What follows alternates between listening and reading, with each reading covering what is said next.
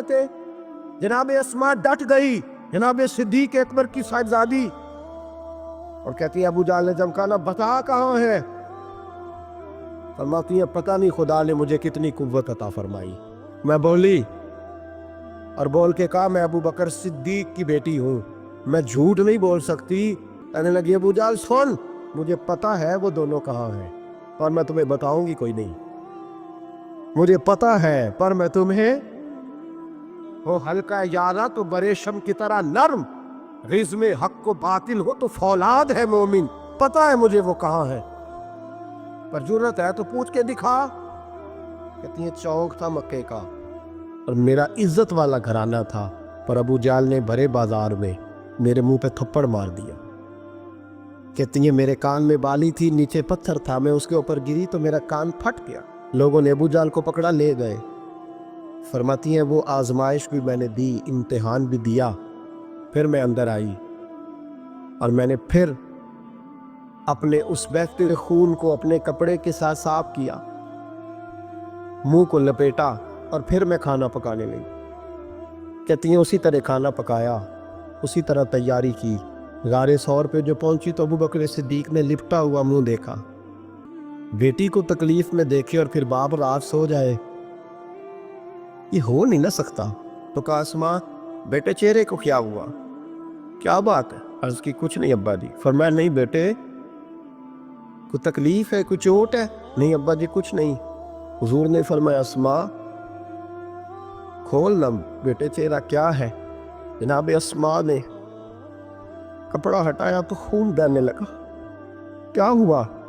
अर्ज की हुजूर कुछ नहीं, अबू जाल आया था, पूछता था, क्या बताती, झूठ बोलती तो शरीयत में इजाजत नहीं थी, बता देती तो आपको तकलीफ होती। उसने ना भरे चौक ने थप्पड़ मारा, मेरा कान फट गया। हुजूर मैंने कुछ बताया नहीं। नबी करीम सैयद आलम अलैहिस्सलातु सलाम के हाथ उठे और अजीब दुआ दी हुजूर ने, कहा अल्लाह मैं अबू बकर से और इसके घर से राजी हूँ, तू भी इनसे राजी हो जा। हजरत अस्मा बिनते अबी बकर सिद्दीक रदी अल्लाह ताला फरमाती इस अंदाज में कुर्बानियाँ दी। फिर एक वक्त आया, फरमाती है मेरे घर में दौलत थी, माल था, मैंने बड़ा कुछ देखा था, लेकिन मेरे लिए रिश्ता आया नबी पाक के बेटे का, हजरत ज़ुबैर बिन अवाम। ये हुजूर की फूफी के बेटे भी हैं और जो 10 सहाबा को हुजूर ने जन्नत की बिशारत दी उसमें भी शामिल है। हुजूर ने फरमाया मेरा हवारी है ज़ुबैर बिन अवाम, और अशरा मुबशरा सहाबा में शामिल है। लेकिन घर में गुर्बत थी, तंगदस्ती थी, मजबूरी थी। जनाब अस्मा कहती हैं मेरे अब्बा जी ने कहा बेटा तेरे लिए रिश्ता आया है। मैंने कहा किसका? का हुजूर की पुप्पी के बेटे ज़ुबैर बिन अवाम का। कहते मैंने थोड़ी देर के लिए सोचा कि वहाँ तो बड़ी गुर्बत है। तो जनाब सिद्दीक अकबर ने अगला जुमला कहा, फरमाया तुम्हें पता है रिश्ता भेजा किसने? कहा अब्बा जी किसने? कहा मुस्तफ़ा करीम ने। जनाब अस्मा कहने लगी फिर आपको मुझसे पूछना नहीं चाहिए था, फिर हुजूर ने पसंद किया है, महबूब ने, इतने मेरे नसीब। हजरत अस्मा कहती है मैं उस घर से गई थी जहाँ 3 गुलाम हर वक्त होते थे, और ये बुखारी मुस्लिम में आपको मिलेगा। बेटियों की तरबियत हम करते हैं तो कहते हैं ओ ससुराल में काम करना पड़ता है, सवेरे उठना पड़ता है, ऐसे करना पड़ता है। सुनो जनाब सिद्दीक अकबर रईस मक्का और मदीना की बेटी फरमाती है मैं जब ज़ुबैर बिन अवाम के घर में गई तो मैं आटा भी गूंथती थी, मैं कपड़े भी धोती थी। महबूब ने मेरा रिश्ता कराया ना। फरमाती है मैं चक्की भी पीसती थी। फरमाती है ज़ुबैर बिन अवाम ने घोड़ा रखा हुआ था, वो जब बाहर जाते तो मैं घोड़े के लिए चारा भी काट के लाती थी, मैं उस घोड़े को भी संभालती थी, मेरे हाथों में छाले पड़ जाते। एक दिन मेरे अब्बा जी ने देख लिया, अबू बकर सिद्दीक बड़े परेशान हुए। कहती हैं उन्होंने जाके महबूब की बारगाह में अर्ज़ की हुजूर अगर आप इजाज़त दें तो मैं ज़ुबैर को एक गुलाम ना दे दूँ, मेरी बेटी काम करती है, उसके हाथों में मैंने छाले देखे, एक गुलाम ना दे दूँ। डायरेक्ट हज़रत ज़ुबैर बिन अवाम से नहीं कहा कि तू इतना काम कराता है, झगड़ा नहीं खड़ा कर दिया। कहती हैं एक गुलाम हुजूर के ज़रिए जनाब अबू बकर सिद्दीक ने भेजा। अब वो बाहर के काम संभालने लगा, घोड़े को चारा डाल देता, कुछ सौदा सरफ ला देता, کہتی مجھے یوں لگا جیسے میں آزاد ہو گئی. غربت بھی تھی. زبیر بن عوام نیک بڑے تھے پر طبیعت کے ذرا سخت تھے.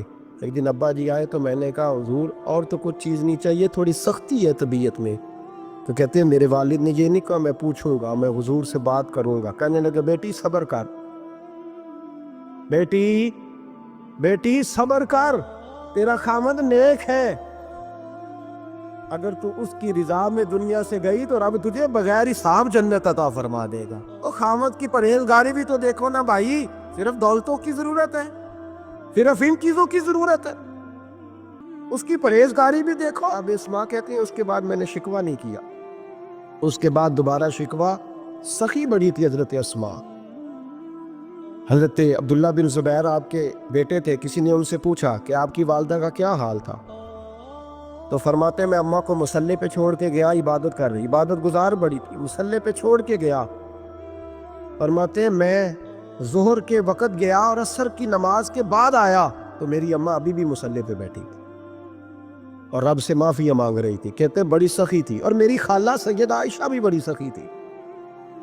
حضرت عبداللہ بن زبیر فرمانے لگے دونوں میں ایک فرق تھا. حضرت عائشہ جب سخاوت کرتی تو کچھ پیسے جمع کر لیتی، ایک ہفتے کے پیسے جمع کر کے جوڑ کے کہتی چلو کسی غریب کا کچھ بن تو جائے. لیکن حضرت اسماء رکھتی نہیں تھی، کہتی تھی روز ہی دینے ہیں، چاہے ایک دینار آرنگ میں موجود ہے. جب ان سے پوچھا گیا ایسا کیوں کرتی ہو تو کہتی ہے میں ایک دن نبی پاک کی بارگاہ میں نا کچھ پیسے دینے لگی تو میں نے 2-3 دفعہ گنے، کہا حضور یہ کچھ دینار رکھ لے. تو محبوب فرمانے لگے اسماء اللہ کے رستے میں گن گن کے نہ دے، ورنہ وہ بھی تجھے گن گن کے ہی دے گا. تو اس کے رستے میں بے حساب دے، وہ بھی تجھے بے حساب ہی عطا فرمائے گا. اور بچا بچا کے نہ رکھا کر، دے دیا کر. تو اس کے رستے میں دیتی رہ، رب بھی تجھے دیتا ہی رہے گا. ہم چونکہ گن گن کے دیتے ہیں نا، اس لیے ہم اس فلسفے کو سمجھتے نہیں. گن گن کے دو گے تو گن گن کے ملے، بے حساب دو گے تو اللہ بھی بے حساب ہی دے گا. حضرت اسماء کی سخاوت، پرہیزگاری. فرماتی ہیں کہ میں جب مدینہ منورہ ہجرت کر کے سب لوگ چلے گئے تو مسلمانوں کے گھر میں نا بیٹیاں پیدا ہوتی تھی. تو یہودی عورتوں نے شور کر دیا کہ ہم نے جادو کر دیا، ان کے ہاں بیٹا نہیں ہو سکتا. تو جناب اسماء بنت ابی بکر صدیق رضی اللہ تعالیٰ عنہ فرماتی ہیں سب سے پہلا بیٹا مدینے میں اللہ نے مجھے عطا فرمایا.